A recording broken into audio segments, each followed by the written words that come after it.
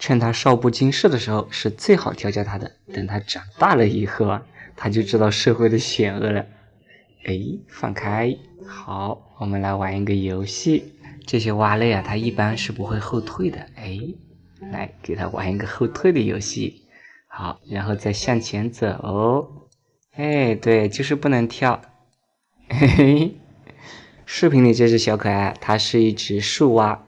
很久以前粉丝就点名要看它了，后来我调教了很久啊，都调教那种大的，结果大的它调教不乖，还是这种小的，哎，它没有经历过社会的险恶，所以要好调教一些。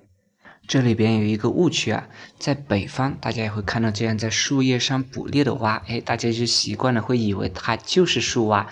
其实在北方地区啊，它叫雨蛙，雨蛙和树蛙还是有一定区别的。树蛙的身材要比雨蛙苗条，也就是我们常说的身材更好，它的腰更细，而且它有很强的攀爬力，这要归功于它的指端还有一个大大的肉垫，这样可以很好的附着在树皮上，而不会掉下去。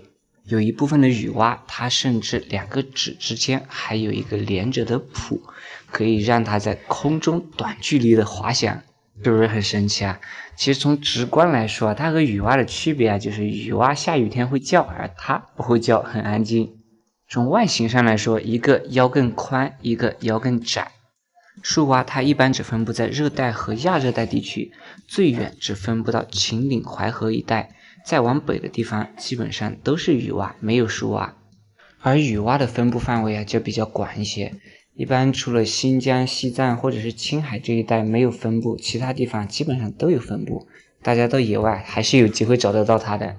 至于大家最关心的调教问题啊，我建议大家还是找这种比较小的，它对人类会有一定的好奇心，所以它不太会逃跑。那些大的其实我碰到过很多次啊，但是都没有调教成功，都是中途就让它跑掉了。可能是因为我知道它可以做药材吧，然后它就这样跑掉了。视频的最后我们再来看一下它这灵动的大眼睛，哎，非常的漂亮。